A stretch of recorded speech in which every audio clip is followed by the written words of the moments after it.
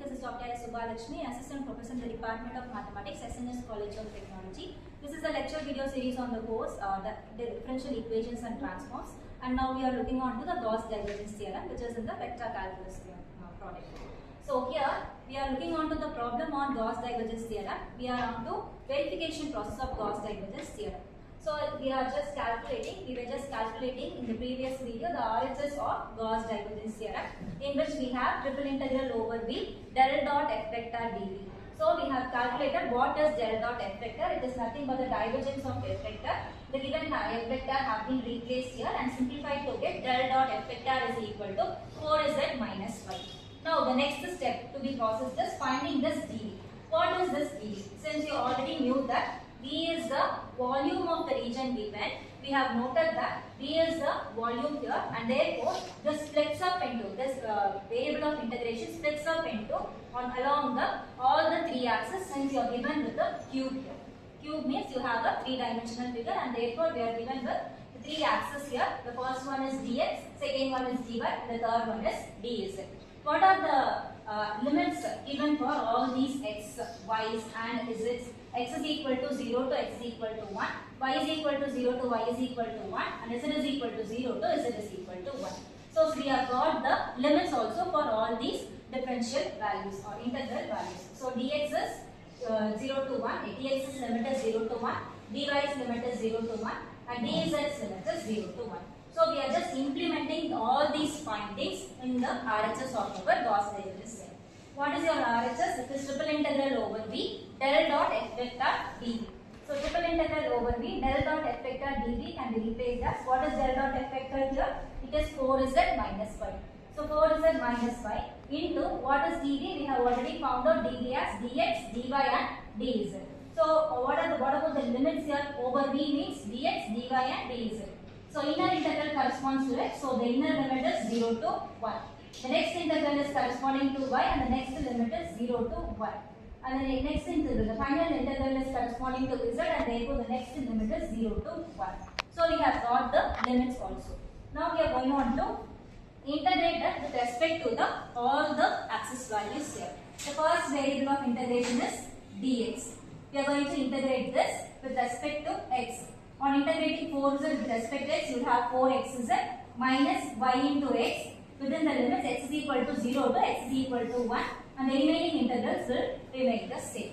And on implementing the definite limits here, x is equal to 0 to x is equal to 1, upper limit is 1 and the lower limit is 0. So the final value here is, on integrating with respect to x, you have 4z minus 5. Now moving on to the next column. We have the next variable of integration as z. So this is, on integrating, you will have 4 by z minus y square by d. That is what we have got here. So this is nothing but 4z by minus y square by 2. Within the limit y is equal to 0 to y is equal to 1. And the next integral remains the same. So which is equal to integral 0 to 1 4z minus 1 by 2 dz. Which means you are implementing the upper limit and the lower limit here. On integrating with respect to z, you have 4z square divided by 2 minus 1 by 2 into z, which is z is equal to 0 to 1 as the limits here. On implementing the upper limit, you have 2 minus 1 by 2, the lower limit will be 0. On simplifying it, you have the RHS of Gauss Divergence Theorem is 3 by 2. And this is how we find the RHS of the Gauss Divergence Theorem. And later on, we will be finding out the LHS of the Gauss Divergence Theorem also as well. So now we are moving on to the LHS of Gauss Divergence Theorem.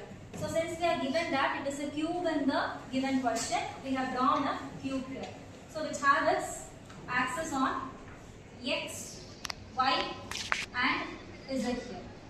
So this is your actual cube, and we also have named it like A, B, E, O, C, F, G, D. This is your actual cube, and with measuring points as x is equal to 0 to 1, y is equal to 0 to 1, and z is equal to 0 to 1.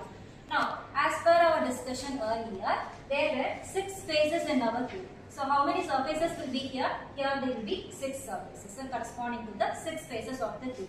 That is what on the RHS here. LHS here. What is our LHS actually? It is nothing but double integral over s f vector dot n cap ds. This is what we are about to find.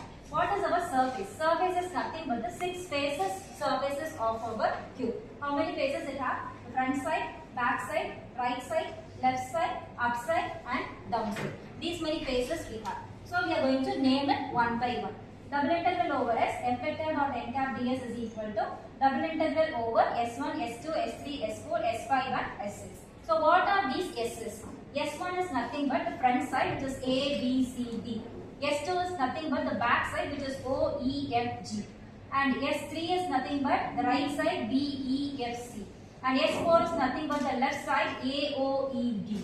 And S5 is nothing but the upward side, which is C, F, G, D. And S6 is nothing but the downward side, which is A, B, E, and O.